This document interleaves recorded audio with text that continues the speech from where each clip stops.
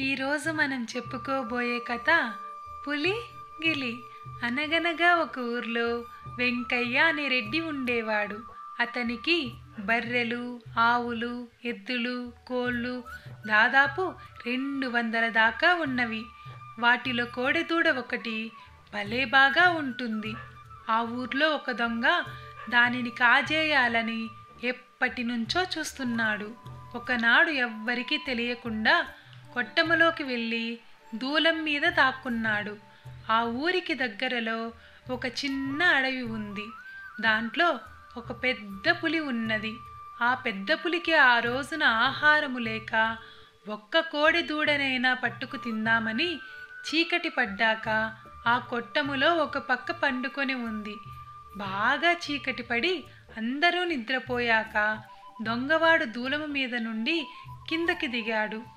వాడు కావాలనుకున్న కోడెకు ఇంకా కొమ్ములు రాలేదు కనుక వరుసగా అన్నిటికీ నెత్తిమీద చెయ్యేసి తడుముతూ పులి దగ్గరకొచ్చి తడిమాడు. కొమ్ములు చేతికి తగల్లేదు. ఇదేరా కోడెదూడా అని అనుకొని పైన ఎక్కి కూర్చొని ఛాయ్ అని తోలాడు. పులి గాబరా పడింది.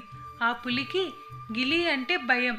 తన మీద ఎక్కింది గిలి అనుకొని భయపడి పరుగెత్తడం మొదలుపెట్టింది.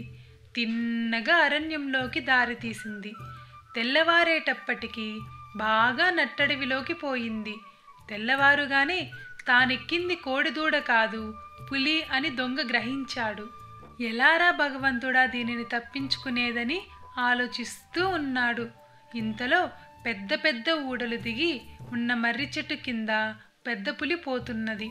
దొంగ ఒక ఊడ పట్టుకుని చెట్టు మీదకి పారిపోయాడు. తన మీద ఉన్న గిలి పోయింది కదా అని పులి పరిగెత్తుకుంటూ పోయింది. దారిలో పెద్ద పులికి ఎలుగుబంటి ఎదురై ఎక్కడికి పోతున్నావు పులివావా అని అడిగింది. పులి జరిగిన సంగతంతా చెప్పింది. అది విని ఎలుగుబంటి పకపక నవ్వుతూ, ఆ గిలిని నేను చంపుతారా? నేను చెట్టెక్కి ఆ గిలిగాన్ని కిందకి తోస్తాను. నీవి వెంటనే ఒక్కసారిగా గిలిగాడి మీద పడి చంపేయి అని అంది. సరేనంటే సరేననుకుని ఆ రెండు బయలుదేరి ఆ చెట్టు దగ్గరికి వచ్చినాయి. ఎలుగుబంటి చెట్టెక్కింది. పెద్ద పులి కింద కాపలా కాస్తూ కూర్చుంది. ఇది చూస్తున్న దొంగకి ఏమీ తోచడం లేదు. ఎలుగుబంటి దగ్గరికి వస్తున్నది. దొంగ ఇంక లాభం లేదని వచ్చే ఎలుగుబంటిని తన కాలుతో ఒక్క తన్ను తన్నాడు. ఎలుగుబంటి దభేళ్ళని కింద పడింది. కింద పడింది గిలిగాడు అని పులి ఎగిరి ఎలుగుబంటి మీద తూకింది. బావా, నేను ఎలుగుబంటిని, చంపమాకు, వీడు గిలిగాడు కాదు తన్నుడుగాడు, ఇక్కడున్నామంటే అన్యాయంగా చంపుతాడు అని పెద్ద పులిని వెంట పెట్టుకొని అక్కడ నుంచి వెనక్కి తిరిగి చూడకుండా ఒకటే పరుగు పరిగెత్తిపోయింది. అలా పోతూ ఉండగా వాళ్ళకి నక్కబావ ఎదురై ఏమిటలా పరిగెత్తుతున్నారని అడిగింది. మన అరణ్యంలోకి గిలిగాడు వచ్చాడు అని పెద్ద పులి అన్నది. కాదు, తన్నుడుగాడు వచ్చాడు అని ఎలుగుబంటి అన్నది.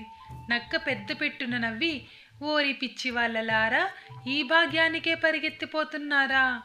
గిలిగాడేమిటి, తన్నుడుగాడేమిటి, అది మీరు పారిపోవటమేమిటి? మీ పరాక్రమం మండినట్టే ఉంది. వెనక్కి పదండి, వాడి అంతు నేను చూస్తాను అని అన్నది.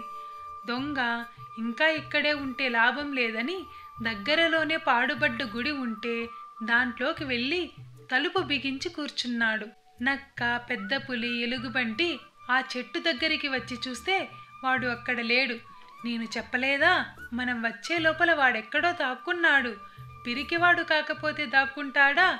ఇక్కడ దాక్కునేటందుకు మాత్రం ఏముంది, ఈ గుడి తప్ప.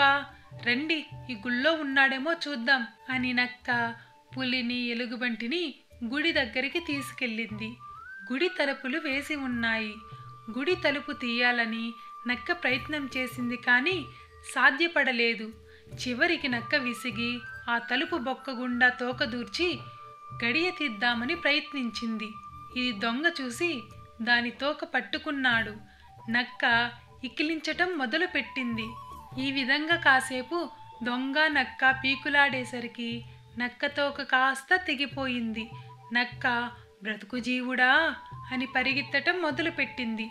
పులి, ఎలుగుబంటి కూడా వెంట పరుగెత్తి నక్కబావా నక్కబావా గుళ్ళో ఉన్నది ఎవరు అని అడిగినాయి. గుళ్ళో ఉన్నది గిలిగాడు కాదు, తన్నుడుగాడు కాదు, తోకపీకుడుగాడు అని అక్కడ నుంచి పారిపోయింది. పాపం దొంగ, ఇక దూడ లేకపోతే పోయింది, ప్రాణమన్నా దక్కింది కదా అని ఇంటికి చేరుకున్నాడు.